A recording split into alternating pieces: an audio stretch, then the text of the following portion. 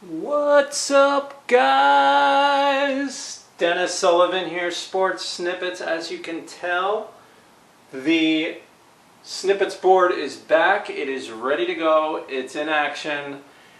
Had to kind of move things around a little bit, so I certainly hope you like it. Here to talk to you today about the NBA and the Eastern Conference. Let's get into it, guys. I want to basically provide you with an Eastern Conference update of the way I see things, the way it's looking, and a little bit about just the teams that are competing for a playoff position. If you do like the content of this particular video, please do not forget to go ahead and, yes, hit that like button. Go right ahead, hit that like button. Subscribe to Sports Snippets with Dennis Sullivan as well. That would be awesome. So let's get right into it, guys.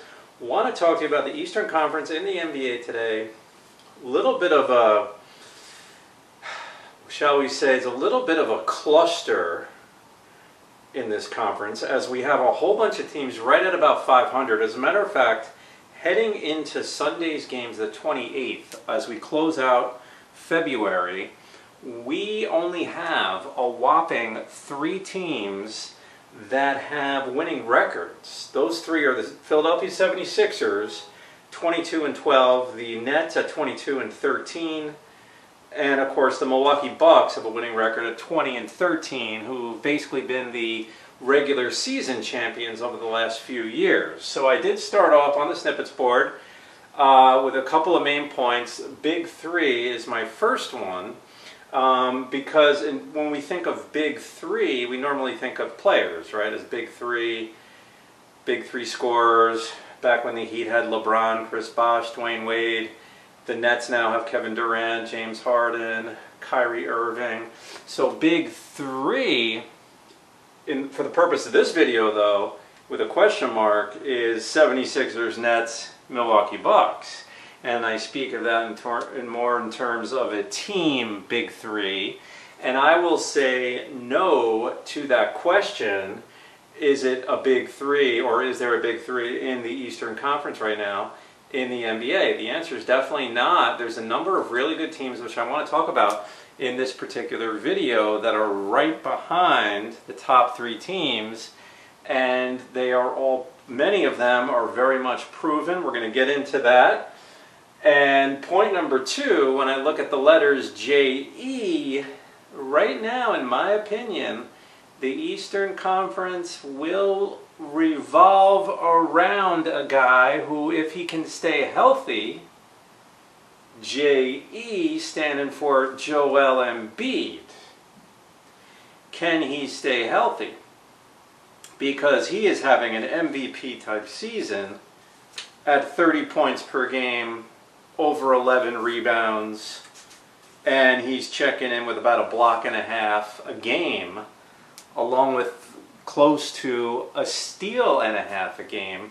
Joel Embiid, if you're asking me to vote for an MVP in the Eastern Conference anyway, that is my MVP. The Sixers, as you've noticed, they're right there. They've been right there all season. They're at 22-12. They're a half a game ahead of the Nets, so at 22-13. The Sixers are, unlike previous seasons, they are flying right underneath that radar, and that, I do believe, is working to their advantage. They're kind of keeping a low profile. This is still a very good team. You have Tobias Harris checking in with about 20 points a game, 7.5 rebounds, about 3.5 assists. Don't forget Ben Simmons. Ben Simmons, 16 points, 8 rebounds, 8 assists a game. You have Milton, Seth Curry's playing big minutes, and he's having a good season for the Sixers. They've added Danny Green and Dwight Howard, veterans coming off the bench. We don't want to sleep on the Sixers this season. I hear a lot about the Nets. That's the big talk right now. I think the Nets, yeah, I mean, they are one of the favorites. I mean, you have Kevin Durant, Kyrie Irving, and James Harden. What's not to like? Jarrett Allen has been a big plus for them over the last handful of games. He's averaging a double-double, a little over 11 points, about 10.5 rebounds a game, a little over a block and a half a game. That's a lot. So he's an inside presence, is Jarrett Allen. They need that. Do the Nets have enough defensively, and do they have enough quality depth? Those are questions that we don't have answers to right now. I do think, obviously, in the second half of the season, because we're just about at the halfway point right now, these questions will, in fact, be answered. We got to keep an eye on that. So the third team in the Big Three, of course, we have the Milwaukee Bucks. Let's talk about them for a second. The interesting thing with the Bucks, guys, this is your regular season powerhouse team for the last 2 seasons. Giannis putting up another MVP type season, 29 points, almost 12 rebounds, 6 assists. He is right in the, as always, the discussion for the MVP. You have Chris Middleton, who's having a big year, averaging about 20.5 points, 6 rebounds, 6 assists, over a steal a game.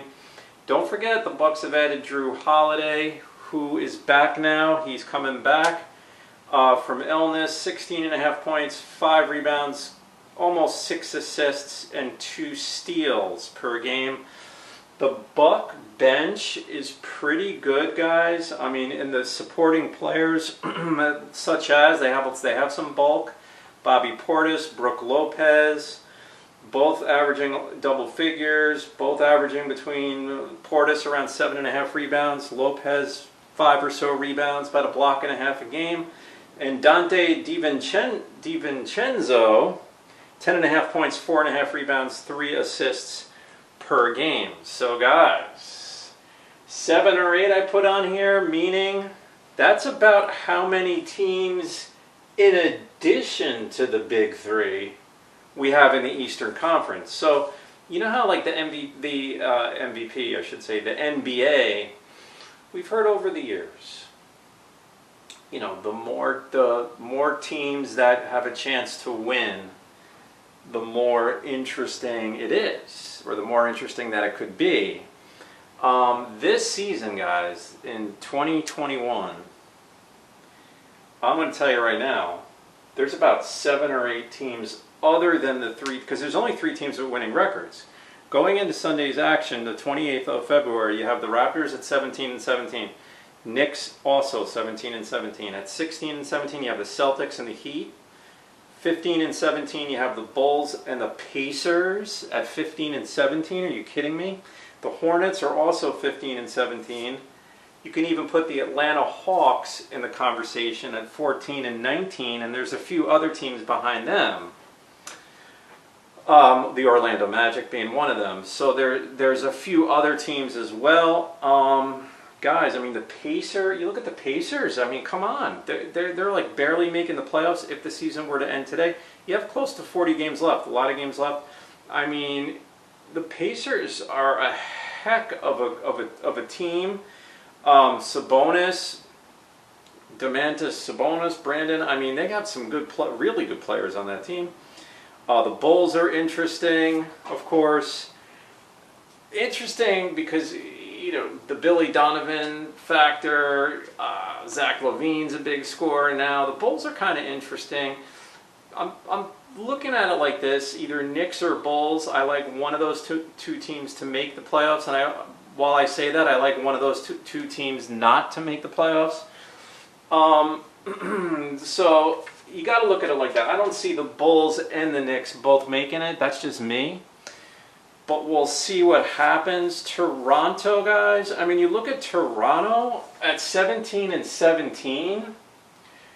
You know, I'm looking at a couple of their games they played the past week or so. You still have Siakam's having an all-star season, 20 points a game, 7.5 rebounds, 5 assists. Van Fleet, 20 points, 4.5 rebounds, 6.5 assists. Kyle Lowry averaging 18, 6, and almost 7 assists. Norman Powell scoring almost 18 points a game. OG Anunoby, I have problems sometimes with his last name. Anunoby, I do apologize if I mispronounce that. About 14 points a game. And you have also, I mean, you have Chris Boucher, about 13, a little over 13 points a game. So guys, I mean, that's a lot. That's a lot of production. And you look at Toronto, because you see them post Kawhi, they still have like a lot of firepower on that team. Last but not least, don't forget the Celtics, guys. Jason Tatum, Jaylen Brown, Kemba Walker, Marcus Smart. The bench has improved in Boston. Some of these teams are deeper than you think. Upon first glance, you wouldn't think so. The Celtics have improved their bench. I want to make a special point of that. You still have Daniel Theis, Tristan Thompson, Peyton Pritchard, Robert Williams coming off your bench, just to name a few. Those are pretty solid players. Tatum's an all-star caliber player, no doubt, and Brown, both averaging 25 points a game. Both, I mean, Tatum at about 7 rebounds, Brown around 5.5 rebounds. I mean, guys, they both get over a steal a game. It seems like if you're an all-star now, you average over a steal a game. The one little concern I do have, Marcus Smart's really good. He's not a concern, but Kemba Walker's shooting percentage, a little bit of a concern for the Celtics. He's a little bit under 40%, which isn't that great, guys. But Kemba Walker is a very good player, let's not forget. So he's checking in about 18 points for them, close to 5 assists and a steal a game for Kemba Walker. So I close out today. I put the Bucks factor, because if we're going to put them in the big three, which is a little overrated with quotes, right? The big three. The Bucks, as in the Milwaukee Bucks, have been heartbroken the last few seasons, no questions asked. They've been heartbroken. They were upset by the Heat in last year's playoffs. They made it all the way to the Eastern Conference Finals the year before, losing to Toronto. Guys, I'm telling you right now, the Bucks are very, very, very, shall we say, they are very hungry to make a trip to the finals. This team hasn't seen a finals appearance in decades. They had the number 1 seed 2 years in a row. Now they're sitting as a 3rd seed. You have Giannis. You have a nice supporting cast. Will the Milwaukee Bucks be able to pull through? That's a big question. I mean, now one team I haven't mentioned, which is the team I normally talk about, the Miami Heat. They're right in the mix too. They have as good a chance as anyone, really. I mean, here's the thing, in the Eastern Conference, guys, there's so many teams that could pull through and go to the finals. The misconception or the misleading argument, in my opinion, is when I hear the Nets this, the Nets that, like they're just going to breeze right through the playoffs. Don't forget, playoffs end today. You could realistically have like the Pacers as a 7th or 8th seed, or the Heat, or the Celtics. How would you like to play them? Like if you're the Nets or the Sixers, you go up against Indiana, the Heat, or the Celtics in the first round. That would not be very fun at all. So that would be tough, guys. Nets would have a tough time with either of those teams. Looking ahead, I want to talk about the Western Conference too, perhaps in the coming days, definitely by next weekend. Do an update on the Western Conference. Leave me some comments below. Go ahead, subscribe to Sports Snippets with Dennis Sullivan. We will talk again soon, and I will see you, yes, you, very soon. Over and out. Bye for now.